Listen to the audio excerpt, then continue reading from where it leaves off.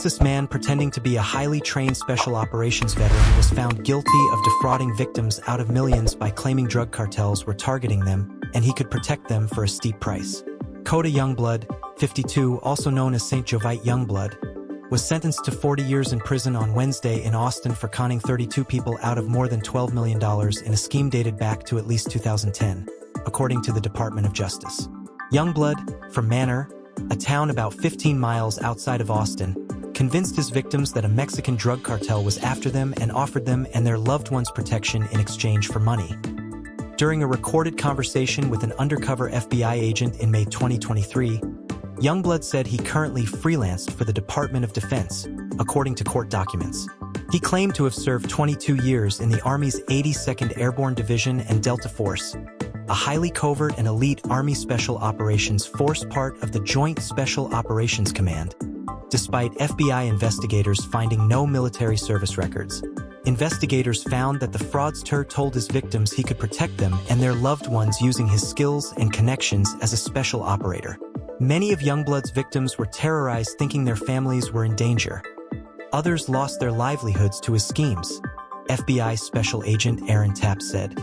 One of his victims testified against Youngblood in federal court in Austin in August 2023, saying that he had known him for around 6 years, and their sons were on the same hockey team. The scammer had his son tell the victim that his father needed to speak with him about a situation involving his ex-wife. Youngblood then claimed that he and his family were in grave danger, alleging that his ex-wife was mixed up with a Mexican drug cartel. He told the victim that his ex was attempting to have him killed to cash in on a $6.5 million life insurance policy in his name. Youngblood then claimed he obtained audio of the ex-wife and cartel members hiring a hitman to kill him through a friend at the National Security Agency.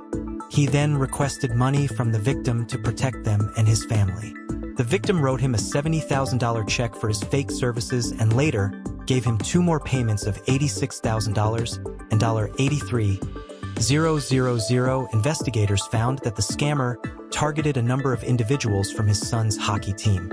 Youngblood used intermediaries between himself and his victims to conceal his activities while running his con. According to investigators, he set up in-person meetings and avoided discussing his plans over the phone or via email.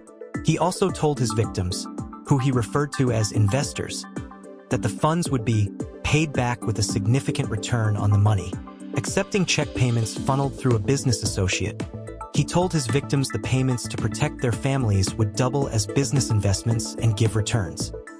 The con man was caught after the victim, whose son played on the same hockey team as Youngblood's son, began working with the FBI after he never received his money back. Youngblood was arrested in July 2023 at Austin Bergstrom International Airport on his way to Las Vegas. The fraudster was placed in a Waco detention center and went to trial in April, where he was convicted of 4 counts of wire fraud and 1 count of money laundering. In addition to the 480 months in prison, he was ordered to pay full restitution of $12,766,384.